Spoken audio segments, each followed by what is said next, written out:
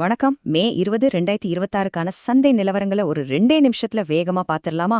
வாங்க, இன்னைக்கு நடந்த பரபரப்பான வர்த்தகத்தை அப்படியே அலசுவோம். இன்னைக்கு சந்தையில நடந்த அந்த எதிர்பாராத திருப்பத்தை நீங்க கவனிச்சிங்களா? காலையில அப்படி ஒரு சரிவு, ஆனா அதிலிருந்து எப்படி இவ்ளோ பிரம்மாண்டமா சந்தை மீண்டு வந்துச்சு?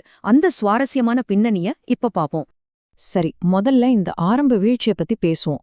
உலகளாவிய சந்தைகள்ல இருந்த ஒரு மந்தமான சூழ்நிலை காரணமா நம்ம நிஃப்டியும் சென்செக்ஸும் காலையில சரிவோல தான், அதாவது சிவப்பு நிறத்துல தான் தொடங்குச்சு.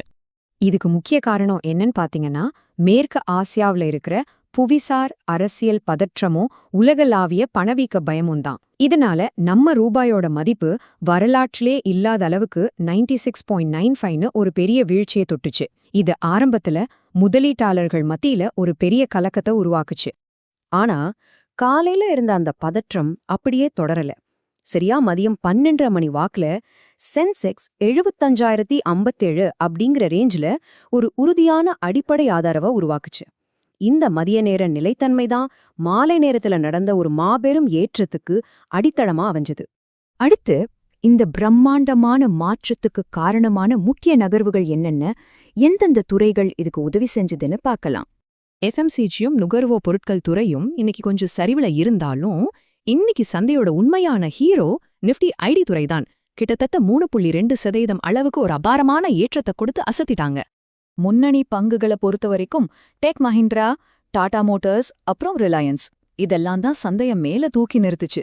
அதே சமயம் Tata steel, BEL, UltraTech cement இதெல்லாம் இன்னைக்கு கொஞ்சம் விற்பனை அழுத்தத்தை சந்திச்சுது.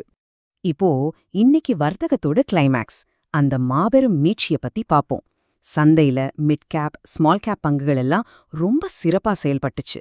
அது மட்டும் இல்லாம சந்தையின் ஏற்ற இறக்கத்தை காட்டுற இந்தியா விக்ஸ் குறியீடு மாலை நேரத்துல 18.5ஆக குறைஞ்சது. இது சந்தை சீரடைஞ்சதை தெளிவா காட்டுச்சு. இறுதியா பாத்தீங்கன்னா, நிஃப்டி 50 காலையில நடந்த அந்த வீழ்ச்சியை எல்லாத்தையும் மொத்தமா தொட தெரிஞ்சுட்டு 23,659ங்கிற புள்ளிகள்ல ரொம்ப பாசிட்டிவா பசுமையா முடிவடைஞ்சது.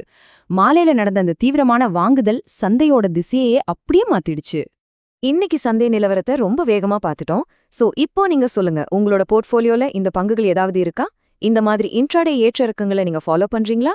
இல்ல வரவிருக்கிற Q4 முடிவுகளுக்காக காத்திருக்கீங்களா? யோசிங்க, உங்களோட முதலீட்டு பயணத்தை சரியா திட்டமிடுங்க. சீக்கிரமே